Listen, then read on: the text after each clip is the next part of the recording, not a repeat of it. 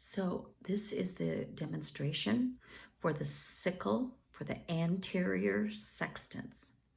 So the anterior sickle is used for supragingival calculus and calculus that is subgingival 1 to 2 millimeters. We'll use our modified pen grasp. We will fulcrum either intraorally, adjacent to the tooth that we're scaling, or we can use opposite arch, which would be something like this. We want to adapt the 1/3 of the tip from here to here. So if this is adapted, you can see that the middle is not adapted. Incorrect, correct. The sequence that we're going to use for the anterior sickle will be sextant number 2, then sextant number 5. Sextant number 2, we're going to be sitting at 9 o'clock doing surfaces to the patient's right facial and then patient's right lingual. Then we'll come to 12 o'clock and we'll do surfaces to the patient's right facial, right lingual.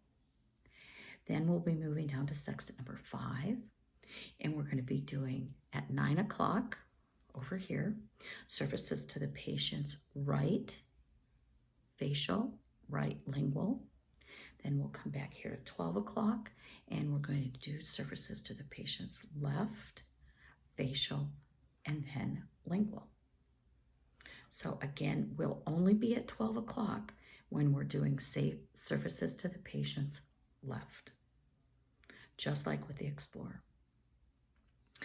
Now, to determine the correct working end, you'll look at the handle, have that handle be completely perpendicular to the floor. Then you'll see that the blade goes off to one side or the other. What you want to do is have that shank cross over the tooth. So if you hold the blade at about 70 to 80 degrees to the surface of the tooth, you can see that this shank crosses over the tooth. This is the correct working end. To compare, to get the blade, face of the blade, 70 to 80 degrees, it doesn't cross over the tooth as much. So this is the incorrect end.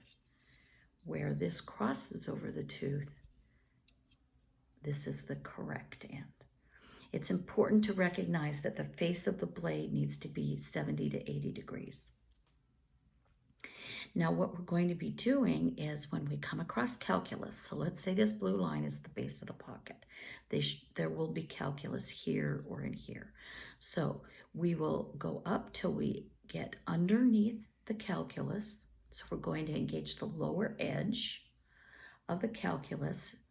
And how far down we go is just determined about how soft the tissue is. Can we get in there without doing any trauma and still adapt the lower third cutting edge?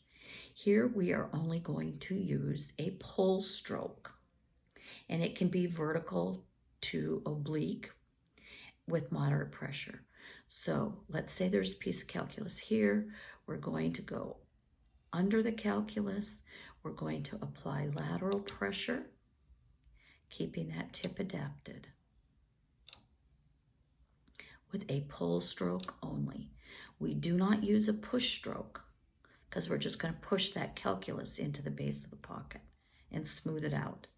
We want to light pressure, moderate pressure, light pressure, moderate pressure.